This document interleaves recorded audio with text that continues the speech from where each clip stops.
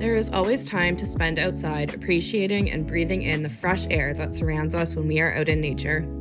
In the city, nature can look a little different. There may be frequent interactions with others and their furry friends, signs and trash cans lining the gravel pathways that have been designed for humans, but the benefits are the same as they would be when experiencing a woods far away. We can take moments to pause, to look closely at a tree, moss growing on a log, and remember that life is much more than paved roads, tall buildings, work to do, and schedules to follow. The benefits of understanding the ecological processes that occur in this little piece of nature allow us to deeply appreciate the connectedness of the world around us. An urban park contains small populations of species that are more likely to go extinct, since it can be nearly impossible for a small population to recover if they or their habitat is threatened by environmental stochasticity. As a park in the city of Halifax, Nova Scotia, Point Pleasant Park has experienced environmental stochasticity as a random weather event in September of 2003 when Hurricane Juan hit the East Coast. Metapopulations are important for species survival in urban parks. The species that can maintain their populations are able to colonize on other patches of land nearby that provide the resources that they need.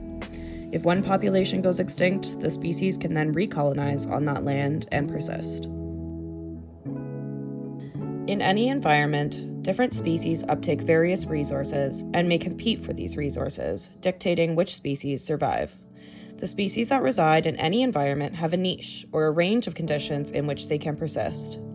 One valuable aspect of this knowledge when it comes to an urban park or an urban forest is that we are able to tailor the forest to assist in regeneration or growth of species that we want to thrive. According to the government of Nova Scotia, 75% of Nova Scotia is covered by forests, making it an extremely valuable and important part of our ecosystem. It is important to know what effect disturbance may have on a landscape and how the ecosystem will regenerate. An example of disturbance would be a forest fire, of which are increasing in number every year. Regeneration of the communities in the ecosystem affected by disturbance is called succession.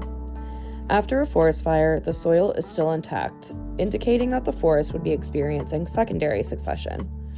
As new or returning species establish themselves, the number of species rapidly increases, eventually leveling off when the ecosystem reaches its climax community. The species that return still have roots underground, have widely dispersed seeds, and can grow well when exposed to high amounts of sun. Ecosystems are important for nutrient cycling and energy flow. Small, single-celled organisms called prokaryotes are abundant in everything on land. They can be responsible for decomposition, nitrogen fixation, and many other essential functions. Nitrogen is essential for plant growth, which makes it common in fertilizers used in agriculture.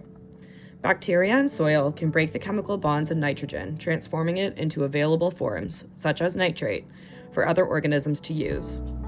Plants uptake these new forms of nitrogen in a process called assimilation, and then move through the food webs until the nitrogen is returned to the soil in a process called decomposition. Forests are important carbon reservoirs since plants and trees absorb atmospheric carbon. When trees grow, they absorb more carbon than is released. This is what can make forests carbon sinks.